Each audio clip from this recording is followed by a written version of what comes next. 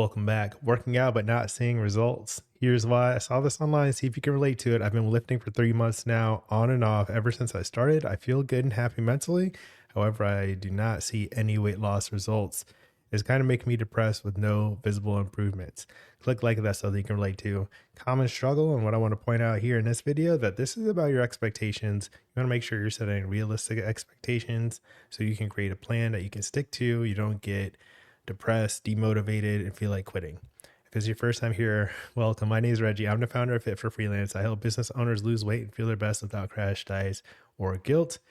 If your results are coming slower than you had hoped for, you can take the free 3-minute Live Aligned scorecard linked below. Check it out. It's sweet. All right.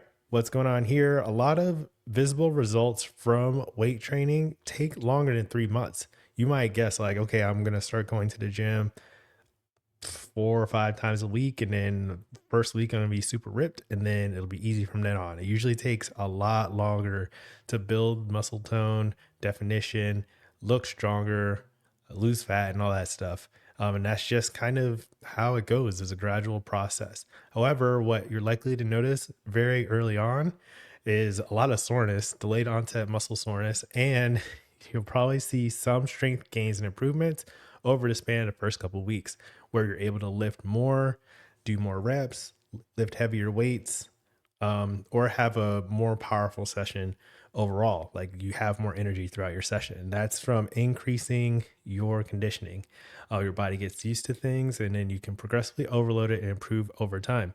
But it's important to remember that the visible results, like when you look at people who've been lifting weights and they got like the big pecs and the big biceps and all that stuff, that comes from months, maybe years of training. So don't compare yourself to that or expect you're going to get super fast results, because then you'll feel disappointed just because you didn't have adequate expectations. Something else to point out here, this person said they've been lifting for 3 months now, on and off. Being inconsistent doesn't support your results. When you're saying on and off, that can mean a range of things I wasn't able to clarify.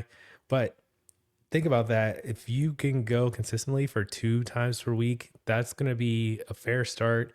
If you're going 3 times per week, then you're going to get more consistent improvements. And then 4 times a week is going to be more aggressive for most people, but you'll get the fastest results. If you are going on and off, that could mean like, you go for 2 days 1 week and then you take a week off and like all that stuff. That doesn't help you build results. So if you want more consistent results, then you have to put in more consistent efforts. Having a workout program definitely helps with that. I can help with that. There's some stuff online for free that you can find that gives you a system.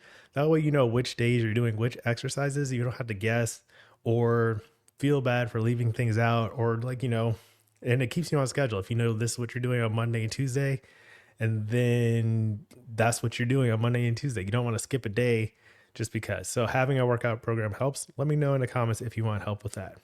Then the next thing to consider, if you're not getting the results that you're expecting from working out or lifting weights, if you're trying to lose weight or burn fat, there is a technical difference between those.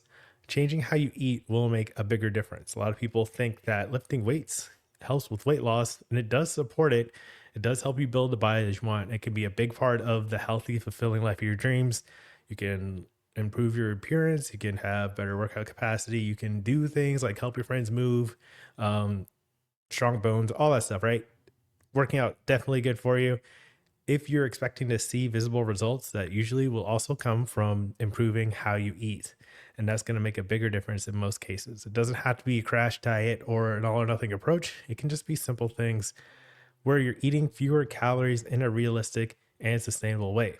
One of the best ways to do this, drinking water as your primary drink, almost all water, like as little soda and alcohol and juice as you can stand, right? Also increasing your fiber intake, decreasing your fried foods. I talk about this in the video. I'll link it at the end of this one, where I talk about some of the simple things you can do for nutrition to decrease your calories without being on a crash diet or cutting out all or nothing things like no sugars, like any of that nonsense. Just what actually gets you results that you can actually keep. Okay. And then also, if you're wondering about calories, I linked below a video warning. Are you about to start a low calorie diet? Most people think, oh, I need to eat fewer calories, so I'm just going to eat like as few calories as possible and skip a bunch of meals. Don't do that. Instead, have a realistic plan for how many calories that you're targeting, so it's easy to actually follow through and keep on track to get the results that you want without making your life miserable. Okay, next thing here, you may also want to increase how many calories you burn by decreasing how much you sit during the day and walking or doing some cardio exercise. Like a lot of people go to the gym for an hour and then sit the rest of the day working a desk job or doing emails or gaming or watching lots of TV, like all that stuff, right? That sedentary lifestyle doesn't help you burn calories, and it actually slows your metabolism in a slight way, right? It's something called non-exercise activity thermogenesis. I've talked about it a few times on this channel. Let me know if you want an update on it.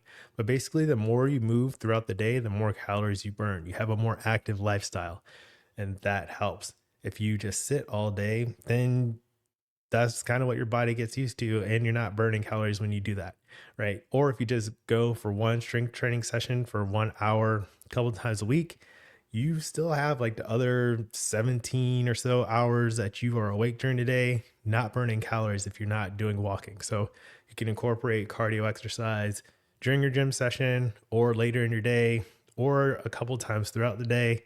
That's really a best practice. Every hour or two, if you can stand up, walk around, or if you can go for a 15-minute walk a couple times a day, that's how you burn more calories, increasing your non-exercise activity thermogenesis, as well as your exercise activity thermogenesis. And that's what supports your weight loss, that calorie deficit, changing the amount of calories you use and decreasing the amount of calories you take in, right? That's the combination that leads to weight loss, fat burning, and getting the results that match your expectations in this video. So let me know if you have any questions. Subscribe to the channel. I've got that scorecard link below, so go ahead and take that. That's a great way to figure out what steps you could take when it comes to how you move, fuel, and how you think about your weight loss journey. And then next, if you got a little more time, you can watch Weight Loss Nutrition is Simpler Than You Think. I'll put that up top.